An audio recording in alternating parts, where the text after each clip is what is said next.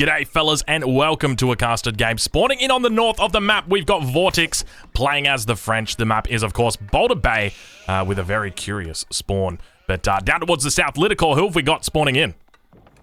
We got the Muslim coming in as the French as well. So despite the Hulk nerfs, we are still going to see the spin meta and the Hulk meta on here on Boulder Bay. We talked about this before the game, that by far the simplest way to play water maps is to play French. You got the cheaper drop-off buildings, you got the faster training villagers, so all of your economy bonuses are well streamlined into your build. Hulks are rather easy to micro as well, I would say, for pro players. And we also have to mention that this map doesn't really feature that much land combat, at least until late game. And French is just very, very good in late game land combat. So if this is decided in post-Imperial, the French is just a very powerful civilization over some other alternatives. Also worth noting that the French is one of the civilizations that has a market-style landmark to age up the feudal age with. And that's one of the more underappreciated things here with the French. Because as you go up to feudal age, you will pile up a bunch of food with your fishing economy, and you want to turn that into wood or gold so you can add 2 hawks right at the beginning. And you can do that with the Chamber of Commerce landmark. There's only 3 civilizations that can balance their eco like that. The French with the Chamber of Commerce, then you can technically do it with the Silver Tree of the Mongols, and of course the Golden Gate for the Rus.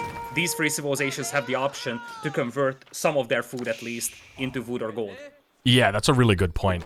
I think one of the things for me as well is like, obviously I'm like most people, when I see a mirror, I kind of roll my eyes. I'm like, oh great, you know, it's a mirror. I get bored with the mirrors, but I will note that, like, typically if we were going to see, say, Rus versus France or Rus versus HRE, HRE versus France, we could pretty much determine the outcome of the game before it even starts, just based on the civilizations. So obviously the Rus are a very effective counter to the French. The French are very effective counter to the Holy Roman Empire, and the Holy Roman Empire a very effective counter to the Rus. Works in a rock, paper, scissors formation or way. But with a French mirror match, obviously it is a lot different in that we don't really know what's going to be happening here. Obviously players are both going to be looking to be fighting over the water. We're obviously going to see a lot of Hulks. There's no surprises there. But I'm looking forward to seeing if we see a Viper-esque play in that we have a player just completely give up on the water and then really just focus on their land economy. Obviously, the French have got a number of bonuses that helps them out with their land economy. They've got reduced cost for their mining camps and mills, etc. Also, a reduced cost on their technologies, but also they have faster villager training time as well. Vortex is harassing that gold mine for a long time, and the Muslim already had to pull 1 villager away because that was heavily damaged. He doesn't seem to be reacting to this one, and even though he's not reacting, the fact that he has to pull a villager every once in a while to avoid getting it killed is going to slow down his gold income a tiny bit. What I would love to see from the Muslim, though, is killing those sheep that are trailing Vortex's scout, just as a retaliation for all that harassment. Yeah. Yeah, it's quite curious to see, and interestingly, he hasn't actually killed the sheep yet either. They're sitting right on top of his villagers, and you know they're basically just asking to be killed. So yeah, typically you want to cash in your gold and then kill the sheep, but he's going to be falling back. He actually doesn't have enough gold to age up either. Oh, this is bad. Oh, but I think Vortex realizes he might have. Yeah, he probably realizes he's clicks on the gold vein and says, "Oh, hold on a minute, you don't have enough gold yet, my friend, to age up. So I'm just going to keep hitting you out here." But keep in mind, this uses a lot of APM from Vortex, but I mean, it's the early game. You got a lot of APM. You just queue up a villager, you queue up a fishing boat, that sort of thing. And behind this, Vortex is going to be looking to age up, and he's just looking to delay his enemy's age up. And you might be thinking, you know, you're sitting at home, you might have your feet up, drinking a beer, like, you know, putting in a lot of effort to try and get rid of those villagers, but it's not really doing that much, is it? Well, actually, it's doing quite a lot, my English friend. So he's trying to delay this landmark from going up, because if he goes up with the Chamber of Commerce, which he hasn't, he's gone up with the School of Cavalry, so you're right, it didn't do anything. But if he went up with the Chamber of Commerce, it would have delayed him, and then he obviously gets more effective market rates. Absolutely, that's a great summary. Even just 5 seconds of advantage to feudal age with the Chamber of Commerce could be massive because of the market prices. Now, it is a School of Cavalry for the Muslim, which is a little surprising, because if there was any player that I would have expected to go for the School of Cavalry here, it would have been Vortex. If you look at that gold mine for the Muslim, it is just begging for a knight to raid it. And the thing is that it is just one knight, and that pushes your opponent off from gold for 1 minute, and that can be enough to snowball the water, because your opponent is off from gold, there's just no way that he can match up with your Hulk numbers, and that can swing the water battle in your favor. So oftentimes the School of Cavalry approach is meant to just pop out one knight or one horseman, just to harass that gold mine enough to swing the water battle in your favor. Yeah, I've got a sneaking suspicion this water battle is going to be a very quick battle as well, because as we head up into the 5th minute here, where the Muslim looks to reach the second age with his School of Cavalry, which is, by the way, going to get spotted out by Vortex, he's going to realize there's 2 docks down for Vortex. There's only 1 dock that is down for the Muslim, and that is going to mean that he's only going to be able to make 1 Hulk. And I'm going to do some quick math for you, Lidicor, but if you've got 2 Hulks and your enemy's got 1 Hulk, then you have 1 more Hulk than they do, and therefore you win the water. That is a great summary. I'm not gonna say it was a very complex math, but I appreciate your effort over there. So, to me, this tells me that the Muslim actually wants to go very aggressive on land, because only 1 dock, even though he's adding a second one just now, and a School of Cavalry, looks like he sort of just wants to store the water out, hold it as long as possible, and apply a lot of land pressure. Now, the reaction is perfect here for Vortex. He spotted the School of Cavalry, so he's just going to get the walls up, because he knows exactly that the only way the Muslim can capitalize on that School of Cavalry is by getting some land damage in. A genius move from the Muslim here would be a transport ship, though. Yeah, that would be really, really nice. We do see the Hulk coming out. Initially, it was going for a second dock. He tried to kill this this scout. He placed down a second dock, even moved the villager out. I don't know exactly what he was thinking with the mind games. You know, at this level, players are always going for those mind games. But yeah, I got to agree with you. Just a cheeky little transport ship would be all he needs. A second dock now going to be coming up, and fishing boat's going to be potentially under threat here. The Muslim going to be losing the first fishing boat of the game, and Vortex going to be walking away with a 1 victory, 1 kill under his belt. And in mirror matchups, those small differences, 1 fishing ship killed here and there, can be the difference maker, because you can't really build an enormous advantage over your opponent, eco-wise, if you have the same civilization and sort of the same strategy here as well. However, these small engagements, taking down 1 fishing ship, being able to snag like 1 villager every once in a while, those are the small things that build up an advantage to you and slowly snowball the game out of control. Yeah, that's a really, really good point. I'm looking forward to seeing what we have on this water, because we've got the 2 Hulks now coming out for the Muslim. He's managed to actually drop the second dock out. Also going to be going for additional sails here, and look to get a bit more of a nimble bonus against his opponent. He is out on the deep water fish. He's got to be careful here. He's going to be losing some more fishing boats as he heads out into the open ocean, managing to keep 1 of those fishing boats alive. Unfortunately, it does go down though, and now going to be using his acceleration bonus out here on the open ocean to actually catch out a Hulk, which is a pretty big victory in the early stages of the game. Yeah, he did lose 1 fishing ship back at home, but isolating 1 Hawk from the opponent could be massive over here. Although with the spin micro, Vortex is maximizing the damage that he's doing, and with 2 more Hawks coming in to reinforce, this might actually be a win for Vortex, because he's likely to trade 1 Hawk to 2. Yeah, it's interesting how the mechanics work, and now we've got a 3rd Hulk coming in, which means the Muslim's got his advantage. So, you know, I mentioned earlier that we kind of have this little rock, paper, scissors jam that happens. Well, it almost seems like the rock, paper, scissors is happening ever so slowly as players continue to reinforce their position. A little bit of weird graphics I'm having over here, but now the Muslim actually going to be able to seal up a potential victory here as he manages to take out 1 of the Hulks, and overall I think this has been an even trade. In fact, probably even in Vortex's favor, as the last Hulk from the Muslim actually is very, very injured and probably not too long for this world, it seems. The key thing here for Vortex, though, is that he's got 8 fishing ships working for him, whereas on the other side it's only 4 for the Muslim, and they're actually on shorefish. So, yes, the water is right now even in terms of military numbers, but Vortex is capitalizing on it a lot more, and keep in mind that he also got the Chamber of Commerce. So it's a little bit easier for him to convert that food into resources that are useful for naval combat, wood and gold. Yeah, really good point. Spearman now going to be coming out from his opponent Vortex. Now, as soon as he spotted that his opponent had gone for School of Cavalry and had opened up with a horseman, he immediately responded by dropping down a barracks just to keep himself safe. And just to prevent any potential damage coming in here from his opponent. So doing a really nice job with that. Interesting walls here from Vortex as well, going for the longest point. But I do like this. It's going to avoid over-chopping, and that is always something that you've got to be very careful of, is over-chopping. So a nice move there from him. Now going to be pushing out. He's got 3 of his Hulks coming out of the woodwork and looking to do a bit of damage over here, but not really a lot of damage can be done, if I'm honest with you. As the fishing ships now from Vortex are going to be going down, and Litter, who's in the better position here? Seems like it is the Muslim. He's able to fight a 4v3 battle over here, took down 2 fishing ships.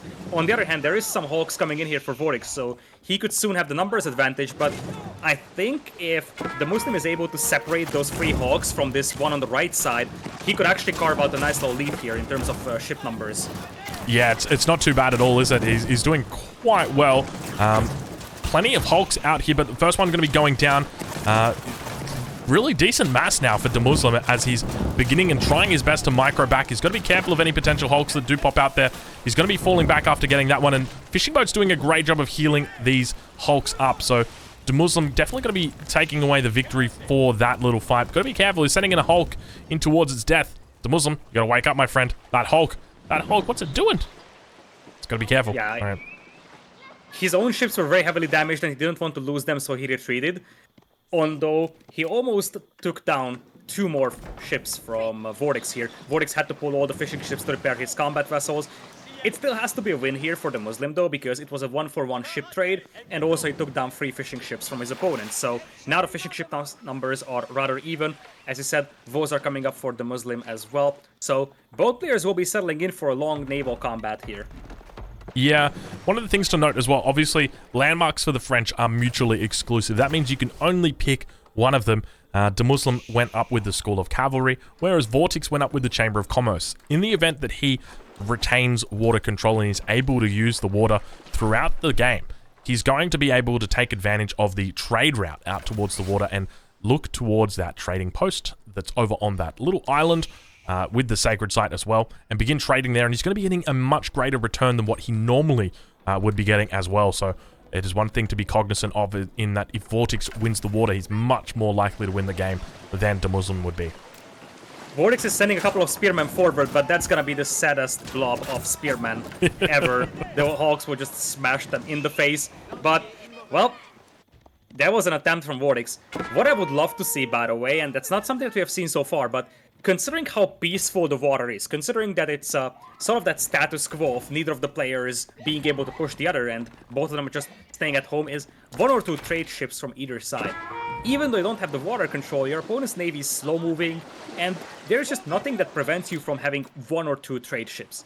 And they return their value so fast that even if you lose them after 2 turns, nothing happens. But if you keep them around for more than 2 turns, the amount of resources they bring in could actually help a lot securing water. Yeah, that's a really good point. It's one of those things where it's just, you know, if you let it happen, it will really start building up, as you mentioned. Yeah, after about the second trade, it's when they really start to pay themselves off. But now, take a look at the mass that's beginning to build here for Muslim. He's sitting on 9 Hulks. Vortex, on the other hand, only on 8. Going to be getting his 9th Hulk out very shortly. But Muslim looking to put on a little bit of damage. Vortex's micro here. This is where it's going to make all the difference. Muslim getting off some pretty decent trades early on. We've got ourselves a little bit of spin micro happening. If anybody likes to spin to win, then this is the game for you, my friend. Fishing boats coming out, looking to do their best to screen, and it looks like the Muslim's going to have to fall back here because those fishing boats are just providing a great little screen there. Plenty of Hulks still out for both players at this point, but obviously a lot of damage coming out on all of those Hulks. You can see just how many of these sails are flaming, and it looks like 2 of these Hulks are probably going to be going down here for Muslim. He's got to be careful as the much healthier Hulks of his opponent continue to pursue. Exactly. Vortex still has some Hulks intact, and nothing prevents him from just pursuing this navy. Taking down 1 or 2 more Hawks here before they get repaired would be massive. The Muslim is pulling the fishing ships here to repair. I'm not sure if Vortex can finish off 1 more Hawk here, but he's definitely going to attempt to do so. He's got 5 almost fully healthy Hawks over here to fight with. Yeah, he's in a really strong position here, managing to keep these Hulks alive and a lot more healthier than his opponent. But yeah, we'll be taking a look now as we enter the cinematic mode. And Vortex going to be pushing his opponent up against a rock and a hard place. But now it seems like Vortex is going to be the one getting pushed back as 2 Hulks pop out to reinforce immediately. Fishing boats on the back line going to be healing up these Hulks of his opponent. And Muslim definitely going to be pushing back his opponent now back towards his own side of the bay. Indeed, it was easier for the Muslim to reinforce that battle, but the same thing can be said of Vortex. The thing is that the Hulks take quite a lot of time to train. It's 45 seconds, so it is a water battle that swings back and forth every once in a while, depending on who has the next batch of Hulks already coming in. Yeah, that's exactly it. And now Vortex is going to be adding in a third dock at this point. Now, keep in mind, a third dock has already been added for his opponent, but needs to obviously keep up with production. And players really just sticking around in the third age. There's a couple of different ways that you can play this matchup. Obviously, you can look to go to the castle age as well and potentially get those demo ships out. But obviously, Hulk Micro is one of those things where it just makes it so easy to counter effectively the demo ships of your opponent. Looking at the resource income per minute, let's talk about that a little bit. The Muslim with a much better gold income, but slightly lower wood income. When it comes to these mirror fights, it all comes down to that perfect eco balance, because you don't have an eco advantage over your opponent. So it really comes down to balancing your eco perfectly, making sure that you spend every single resource that you have in your bank. Because if you start floating resources, you're in trouble. Because if your opponent is just spending his resources perfectly, he's gonna have probably a bigger fleet than you do. Yeah, that's a really good point. It all comes down to that sort of efficiency, and we can see that the Muslims continue to add lumber camps through the tree line. He's actually added in 4. When we take a look at Vortex, he's done exactly the same thing. In fact, exhausting his entire initial starting wood line and now moving on to the second one. So both players really doing a great job of managing their economy in relation to that efficiency that you mentioned.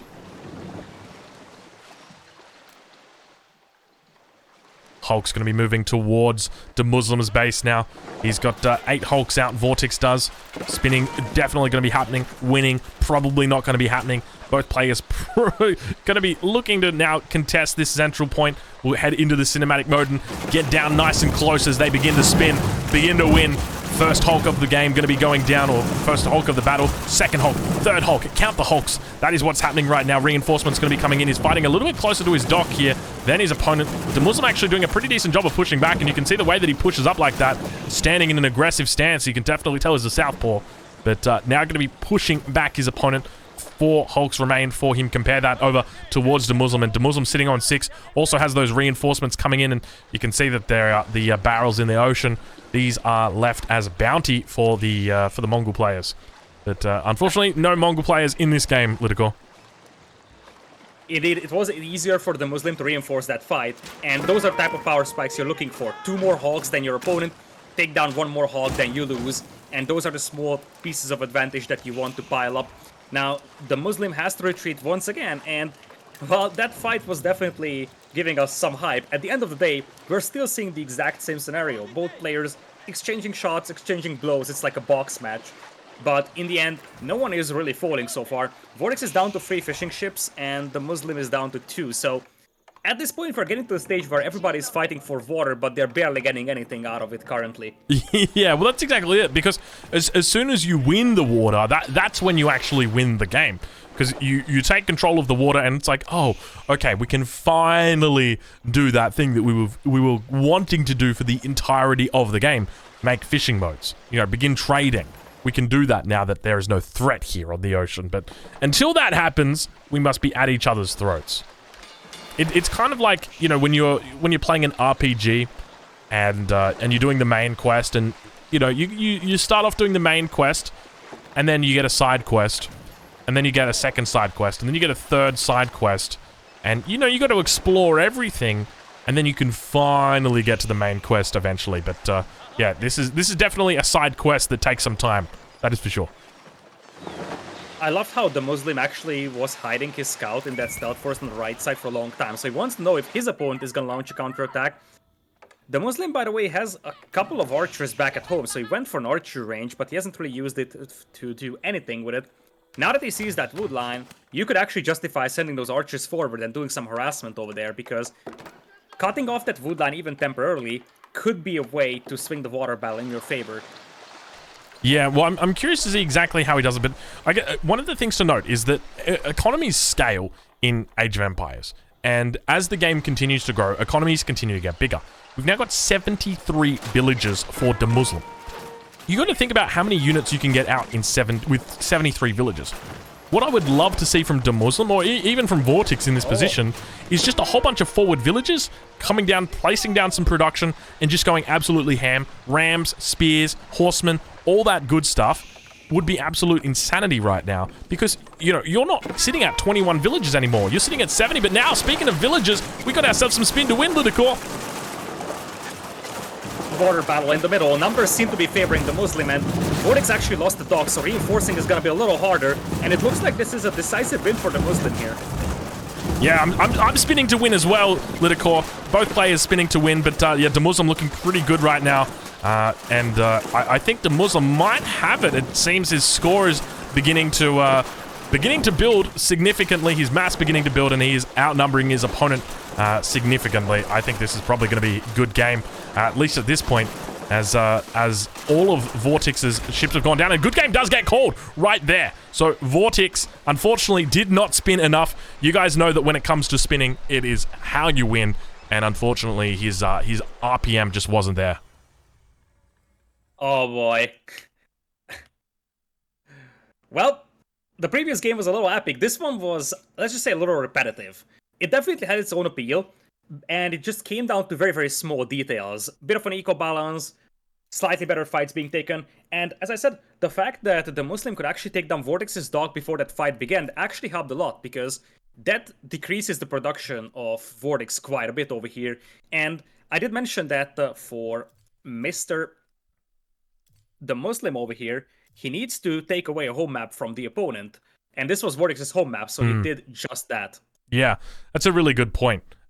He's managed to seal that home map victory away.